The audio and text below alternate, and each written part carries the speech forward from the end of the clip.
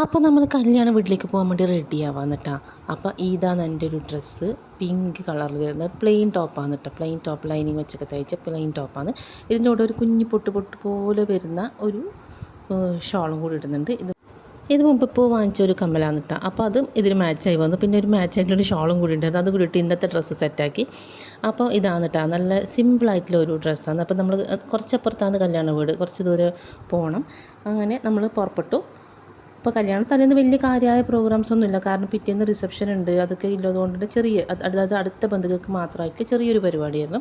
അപ്പോൾ നമ്മളങ്ങനെ പോയി പഴയങ്ങാടി എത്തി. പഴയങ്ങാടി ഇപ്പോൾ വലിയ തിരക്കൊന്നുമില്ല. സാധാരണ ഈ സമയത്ത് നല്ല ബ്ലോക്കെല്ലാം ഉണ്ടാവേണ്ടതാണ്, പക്ഷേ വലിയ കുഴപ്പമില്ലാണ്ട് എത്താൻ പറ്റി. നമ്മൾ മെല്ലെ പോവുമായിരുന്നു, കാരണം സമയം നേരത്തെ ഇറങ്ങിയിട്ട് ഒരു 7:30 ആകുമ്പോഴത്തേക്ക് എത്താമെന്നുള്ള രീതിയിലാണ് ഇറങ്ങിയത്.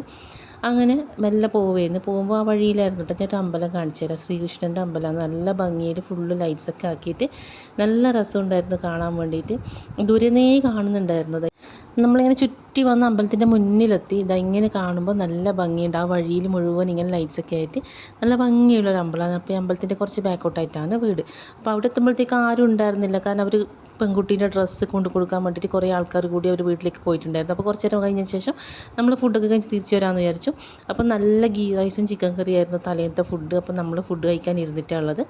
നല്ല അച്ചാറും സാലഡൊക്കെ കൂട്ടി നല്ല അടിപൊളിയായിട്ട് തട്ടിയിട്ട് വന്നു.